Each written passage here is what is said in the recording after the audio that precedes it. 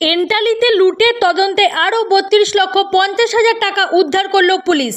এই মামলায় অন্যতম অভিযুক্ত নজরুল হোসেন ওরফে লালটুর এক আত্মীয়ের বাড়ি থেকে ওই টাকা পাওয়া গিয়েছে। পুলিশ সূত্রে খবর, সোমবার জিজ্ঞাসাবাদের সময় নজরুল ওই লুকিয়ে রাখা টাকার কথা জানায়। সেই মতো দক্ষিণ 24 পরগনার মন্দিরবাজার থানা এলাকার নজরুলের আত্মীয়ের বাড়িতে হানা দেয় পুলিশ। ওই অভিযানে উদ্ধার হয় 32.5 লক্ষ টাকা। গত 5ই মে কলকাতার এন্টালি থানা এলাকা থেকে 2,66 লক্ষ টাকা লুটের অভিযোগ ওঠে। তদন্তের অগ্রগতির সঙ্গে সঙ্গে এই ঘটনায় এক পুলিশকর্মীও গ্রেফতার হয়েছেন। মিন্টু সরকার নামে কলকাতা পুলিশের স্পেশাল টাস্ক ফোর্সের এক কনস্টেবল এই মামলায় অন্যতম অভিযুক্ত। ঘটনার তদন্তে এখনো পর্যন্ত মোট 9 জন অভিযুক্ত গ্রেফতার হয়েছেন। লুট হওয়া টাকার অর্ধেকের বেশি ইতিমধ্যে উদ্ধারও হয়ে গিয়েছে।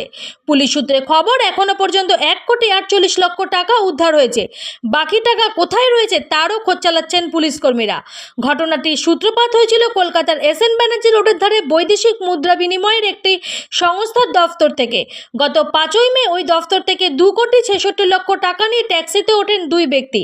দাবি করা হচ্ছে ব্যাংকে জমা দেওয়ার জন্যই টাকা নিয়ে যাওয়া হচ্ছিল, কিন্তু যাওয়ার পথে এন্টালিতে সেই টাকা লুট হয়ে যায়। পরে ঘটনার তদন্তে ওই সংস্থার এক কর্মীও গ্রেফতার হয়েছেন।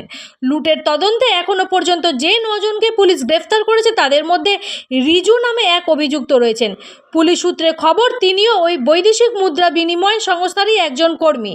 ওই ব্যক্তি মাঝে মধ্যেই অফিস থেকে টাকা নিয়ে ব্যাংকে জমা করতেন, তবে লুটের দিন তিনি যাননি। ব্যুরো রিপোর্ট, আমার বাংলা নিউজ।